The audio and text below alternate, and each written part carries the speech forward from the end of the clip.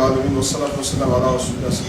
rapport à la question que le frère a posée, c'est que la Tidjania, et pourquoi la Tidjania, pourquoi avoir un maître spirituel, pourquoi avoir un guide?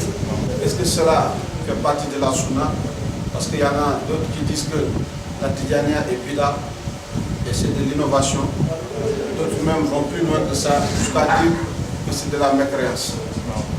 Donc, d'autres disent que ne suffirait-il pas de se limiter au kitab, c'est-à-dire le Coran, et la Sunna, sans suivre un maître? Donc, il y en a ceux qui partagent cette opinion. Donc, pourquoi nous sommes Tidjani? Pourquoi nous avons des chefs, des maîtres Tidjani? Ça, c'est une question dont la réponse a déjà précédé. Cheikh Ibrahim Niass, dans plusieurs occasions, n'a pas manqué à édifier les fidèles par rapport à cette question. Il y a même une correspondance dans laquelle il dit, il y en a ceux qui disent qu'ils sont les défenseurs de la Sunna.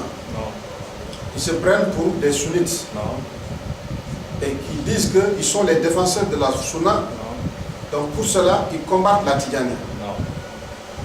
Ils disent que la Tidjani est bida. Que Cheikh Tidjani même, il le qualifie des qualifications que je n'oserais moi-même prononcer. Il dit la réalité n'est pas telle qu'il le croit. Il dit que ces derniers disent que la Tidjani est bida. Il dit que bida c'est ce qui n'est pas dans le Coran et qui n'est pas dans la Sunna du prophète. Mais ce qui est inscrit dans le livre saint d'Allah subhanahu wa ta'ala, si quelqu'un dit que c'est de la bida, c'est de l'innovation, ces paroles ne sont pas à considérer.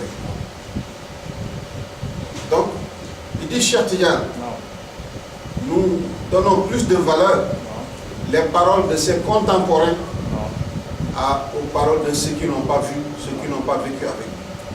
Parce que ces détracteurs qui écrivent des livres pour dénigrer Cheikh Tidjani, pour contredire le message de Cheikh Tidjani, n'ont pas vécu avec lui. C'est par des informations qu'ils ont prises de part et d'autre qu'ils utilisent pour dénigrer. Alors que ces contemporains l'ont qualifié de plusieurs titres. Parmi eux, il y en a ceux qui disent que c'est un Qutb, d'autres disent que c'est un Gaussou.